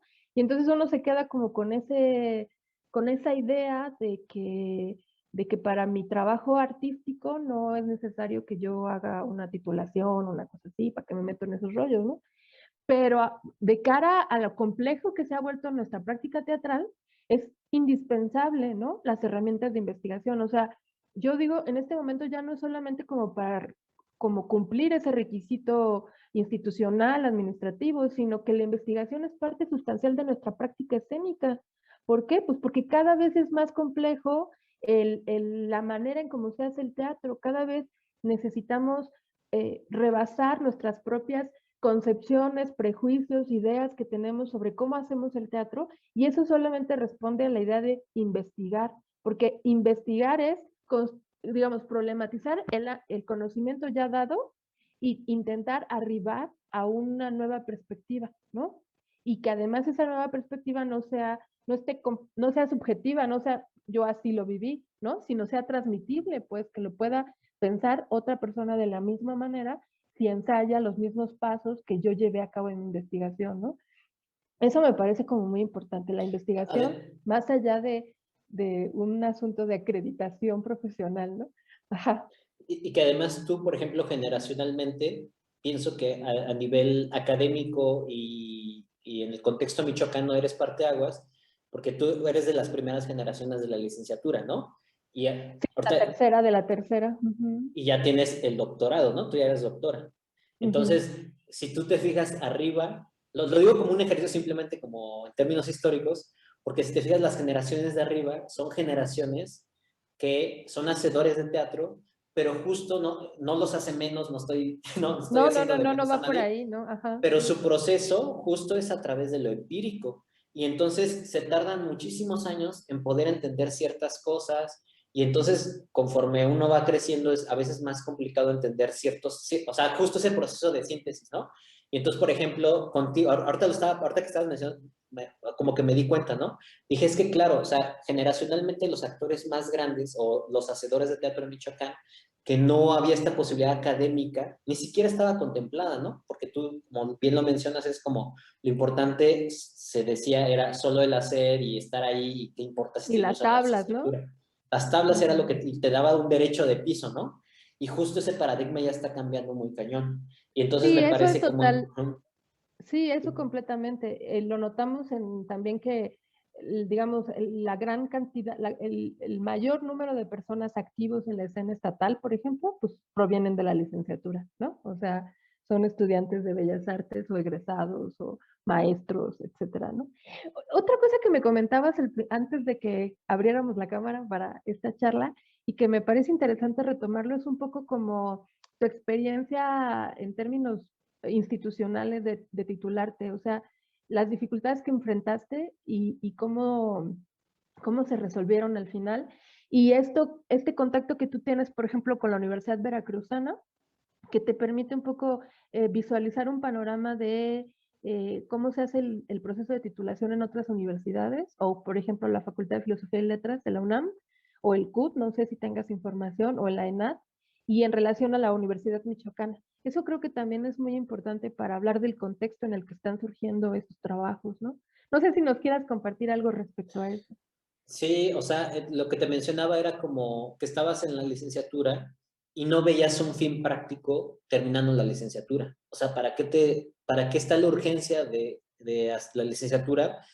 Porque de hecho muchos de los profesores de la licenciatura tomaron o maestrías o doctorados símiles al área de teatro, pero no de teatro. Pero no porque ellos no quisieran, sino porque no existían.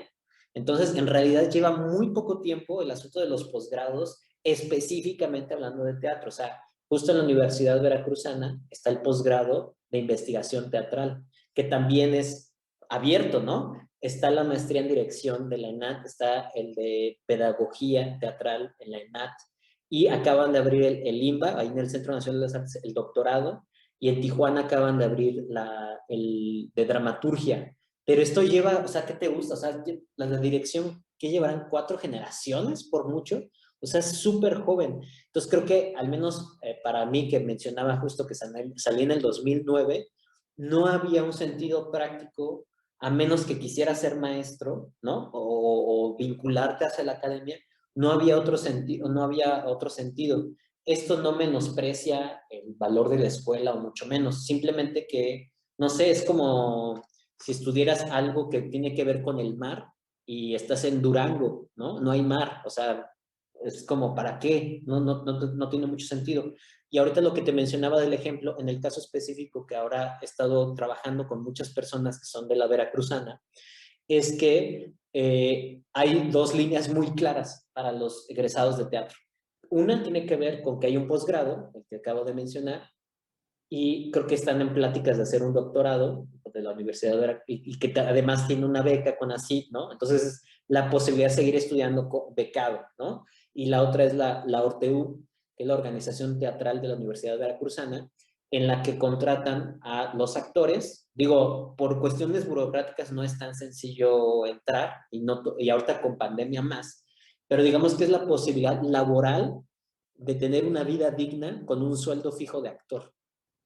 O sea, eso de verdad es como muy poco. Entonces siento que si tú desde que estás en la Pero que se licenciatura necesita el dices, título para hacerlo, ¿no? Esa es exacto, la... pero Ajá. no te pueden contratar, o sea, no puedes entrar al posgrado sin tener la licenciatura, o ya así por el examen ya por hacer. Y en la ORTEU específicamente, si no tienes el título, no puedes hacer el casting. Por más mejor actor que es, por más, no te pueden contratar. La compañía no te puede contratar si no estás titulado, que ese es justo uno de mis problemas, que justo no Claro. puedo trabajar con la Orteo porque a nivel, eso me lo Luis Mario Moncada, que es el director de ahí, me lo explicó, me dice, hay una cuestión administrativa muy clara, O sea, a ellos no les importa que administrativamente que se hace el acá. Lo que necesitan es para poder contratarte, necesitan meter la cédula, necesitan meter tu título. Sí, Si no, es no se una puede. cuestión así práctica administrativa, ¿no? Pero Entonces, fíjate, esos incentivos, ¿no? Por ejemplo, la maestría, ¿no? El eventual doctorado o el ser contratado por una compañía de teatro universitario o teatro profesional con un sueldo, etcétera, ¿no? Estos incentivos, pues, pueden ser, digamos, muy importantes, ¿no? En términos de poderte visualizar profesionalmente cuando egresas. Y yo creo que sí, que a lo mejor en nuestro contexto universitario, ¿no? Me refiero a la Universidad de Michoacán, pues han faltado esos incentivos, ¿no? Eh, pero por otro lado también yo pienso ahora, ahora que hablabas, ¿no? De que los que estudiamos maestrías y doctorados, digamos, antes de que se crearan estos programas específicos del área teatral, ¿no? Tuvimos que meternos a otras áreas de las humanidades, por ejemplo, yo en mi caso filosofía y después literatura, y enfocarlos hacia el ámbito teatral, ¿no? Para poder tener esa formación de posgrado en nuestra área. Pero estuvimos en un programa que no era teatral, ¿no? Y ahora ya existen esos programas como para las nuevas generaciones.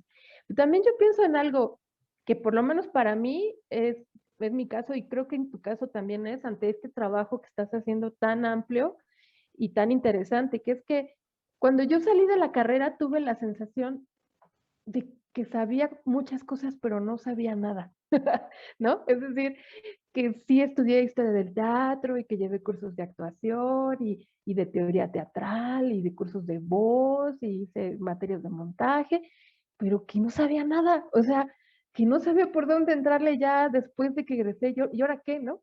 Como que tuve la sensación de que apenas estaba lista para entrar a la carrera, ¿no? Era como, mejor empezamos de nuevo porque apenas me hicieron conexiones, algunas cosas, y entonces ahora ya entiendo, entonces ahora sí ya puedo tomar la clase, ¿no? Y cuando hice mis investigaciones para maestría y el doctorado, me cayeron algunos 20 porque yo elaboré cosas que nunca hubiera aprendido en una clase, ¿no? Porque en una clase hay un formato donde alguien más está pensando y te está compartiendo información. Pero hasta que tú no procesas esa información a través de una conexión, a través de un esfuerzo, digamos, intelectual de crear, ¿no? Relaciones de sentido, que es lo que sucede en una investigación, hasta entonces no dices, ah, ya sé algo, ¿no? Eso también a mí me resulta muy importante porque, digamos, la formación en investigación es que no solamente te documentas más profundamente sobre un tema, sino también aprendes a preguntar y aprendes a responder, es decir, aprendes a pensar. Y eso no te lo da una clase. En una clase tomas apuntes y absorbes como esponjita un montón de información que paulatinamente va a ir tomando sentido. Pero la investigación es otro proceso de formación intelectual, ¿no? Que también creo que se pierde de vista, ¿no? Lo quiero decir de cara a esto de los incentivos así prácticos profesionales de te vas a una maestría becado por CONACYT o entras a una compañía, ¿no? Sí, está bien, puede ser que esas son metas muy concretas, pero también hay que entender que como creador, una investigación te permite crear, digamos, como fortalecer tus herramientas de creación, porque empiezas a entender, ¿no? Las relaciones de sentido que hay entre práctica y conocimiento. Y eso también es bien importante, ¿no? Y eso no te lo va a dar ningún curso, ningún taller, solo la experiencia de la investigación. No sé si compartes conmigo esta visión o ya romanticé mucho la No, totalmente, investigación. porque yo totalmente, porque, ¿no? Hay como lecturas que creo que se hacen en casi todas las escuelas que tiene que ver con Stanislavski, ¿no? Y la disciplina férrea, objetivos, superobjetivos, no te comas todo el pavo, sino por partes. Entonces, yo creo que yo me acuerdo, ahora que hice el examen práctico, yo me acuerdo mucho de algo que en primer año, Adriana Rovira nos dejaba poner una noticia y compartir una noticia, ¿no? Como en este vínculo entre tu realidad y tu carrera y esto, ¿no? Y siento que en ese momento, pero era, no, o sea, de hecho está muy chido el ejercicio, pero justo en este proceso de momento de vida, como que lo haces por tarea. Y ahora lo pienso y digo, ese ejercicio de alguna manera a mí se me quedó porque lo hicimos durante un año, ¿no? Toda la semana, bueno, no todo el año, pues, pero sí fueron varios meses en los que compartimos como esta idea de semanalmente compartir, o sea, estar vinculado con tu realidad de alguna manera. Y en el momento, ¿sabes? Sacabas así del periódico, lo que sea, ya no pon lo que sea. Pero si tú lo ves ahora, es claro cómo te vincula ese proceso de tu realidad en tu obra, ¿no? Que académicamente en el momento pues estás bien morro, no entiendes, o sea, ¿para qué yo quiero saber sobre el, no sé, el Producto Interno Bruto o lo que sea? Y ahora justo estaba pensando en estas cosas, a mí me gusta mucho Molière, y ahora que vi en una noticia hace unas semanas, ahora que entró ya totalmente el régimen talibán en Afganistán y pues canijo, ¿no? Y entonces vi sobre un comediante que le tiraba a los talibanes, hacía comedia, y no sé si tú lo viste, no recuerdo el nombre, pero lo agarran, lo secuestran y lo tienen en el coche con las armas y todo, y todavía, o sea, el tipo así, y el tipo se burla de ellos, y lo golpean y después lo torturan y todo esto. Y dije, no manches, o sea, este comediante lo llevó a sus últimas cosas, o sea, mis respetos, ¿no? Fue así como de, este comediante entendió lo fundamental que era la palabra y todo lo que puede hacer la palabra. Y en mi caso de la dramaturgia, ¿no? Yo me acuerdo también, en cuarto año nos dio por azares del destino Mauricio Pimentel, que está muy ligado a la Casa del Teatro, y nos enseñó este método que tienen que hizo Luis de Tavira, que no sé bien dónde Tavira lo saca, el análisis tonal. Entonces es esta cosa de sacar palabra por palabra y la causalidad de las cosas. Y en el momento es cansadísimo, o sea, es así de ya, hojas de llevar en la categoría, si es político, si es religioso. Y en el momento fue emocionante, ¿no? Como por saber qué era el análisis tonal. Pero ahora como dramaturgo lo pienso y digo, no manches, qué herramienta tan chida, porque entiendes que una palabra, y eso también lo hago mucho en la práctica de los talleres, es que la unidad mínima es la palabra, ¿no? En la dramaturgia, y que esa unidad mínima, si tú no comprendes que decir mar tiene una contundencia para un actor decirla en un escenario, si no eres consciente de eso, no vas a entender muchas cosas, ¿no? O sea, si tú no comprendes que una idea es poderosa y que puede cambiar de verdad ideas, por eso menciono esta cosa de este comediante en Afganistán, o sea, él solamente decía chistes, solamente eran palabras, y sus palabras eran ofensivas y eran en contra de algo, pero él las llevó hasta, o sea, un Molière contemporáneo, pero llevado a sus últimas consecuencias, ¿no? O sea, cómo la risa, o sea, cómo la risa ha sido algo tan censurado en la historia de la humanidad, tanto que el famoso de El nombre de la rosa, que es el libro, ¿no? De la comedia de Aristóteles, que se supone que se perdió, ¿no? O se quemó, no sé qué pasó con él, pero me refiero cómo resulta tan fundamental, al menos te digo, en mi área que es la dramaturgia, que digo, o sea, de verdad ya no es como la dramaturgia idealizada de qué bonito es escribir, es de verdad entender que escribir es un arma. Lo digo en el mejor de los sentidos, ¿no? Que ese es tu campo que ese es tu manera de enfrentar la realidad, ¿no? A través de yo escribir un algo, puedo enfrentar y comprender la realidad. Entonces está bien chido porque este proceso que tú mencionas, pues sí, son caídas de 20 hasta mucho tiempo después y que son síntesis de, ¿no? Esto de Adriana, a mí se me hizo, es un ejercicio, pareciera muy sencillo, pero que para mí repercutió así, ¿no? Tiempo después. Claro. Sí, bueno, muy interesante la charla, Hassan, la verdad. Yo te agradezco un montón. Yo te felicito, de verdad te felicito. Espero que cuando vayas a hacer tu defensa pues yo me imagino que va a ser así virtual, ¿no? Por el tema pandémico, todavía no hemos regresado en Michoacán a semáforo Sí, verde. ajá. Lo tengo que Entonces, hacer bueno, este pues, año, justo para que sea virtual, para que ya pueda. Sí. ajá, sí, apúrate. Yo creo que ya estás listísimo y te aseguro que es un trabajo así de mención honorífica y esas cosas.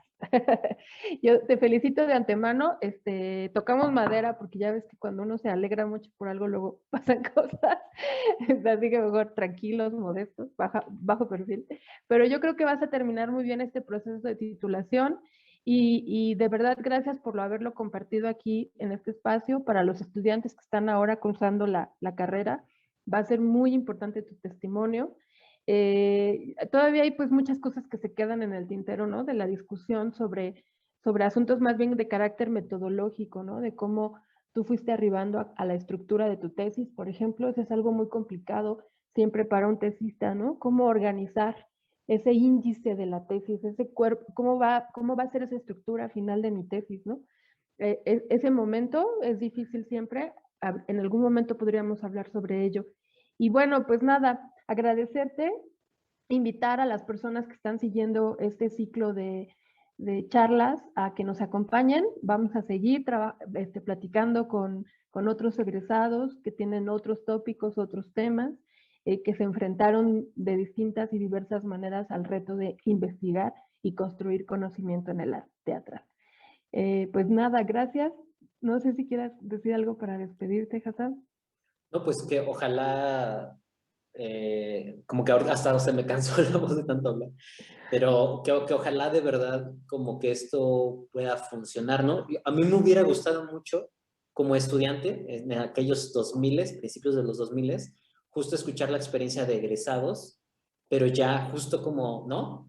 No en la suposición de cómo será que se hace teatro y cómo llevas todo este proceso. Entonces me hace de verdad muy chido que se haga esto, porque más allá del rollo del ego de, oh, yo he hecho, ¿no? Sino de verdad, yo creo que siempre necesitas la referencia, ¿no?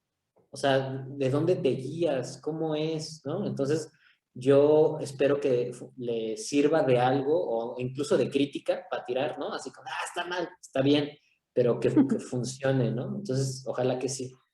Sí, así es. Es esta comunidad, ¿no? Que estamos compartiendo finalmente y que se construye a partir de abrir ventanas, ¿no? Y de saber qué le está pasando al otro, aunque va unos años adelante, ¿no? Esa es esa comunidad infinita. Muy bien, pues muchas gracias. Seguimos aquí. Los invitamos a que se suscriban al canal de la licenciatura para que reciban las notificaciones, a que revisen los contenidos de nuestro canal. Alumnos y exalumnos están produciendo materiales interesantes en relación al teatro, a la historia del teatro, a las técnicas actorales, etcétera.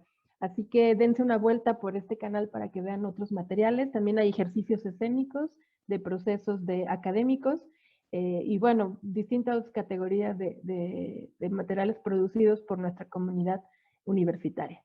Muchas gracias, que tengan muy buen día o muy buena noche. Nos vemos en la próxima.